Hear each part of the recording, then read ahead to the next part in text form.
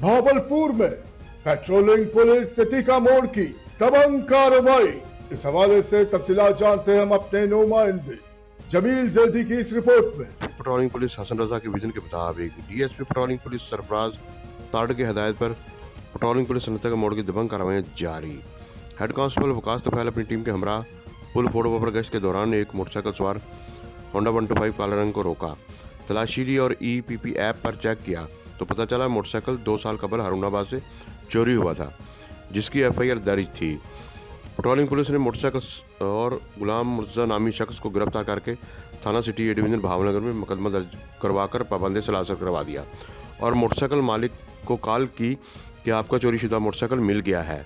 Jameel Zaidi, bureau chief, Faiz news network, division Bahawalpur.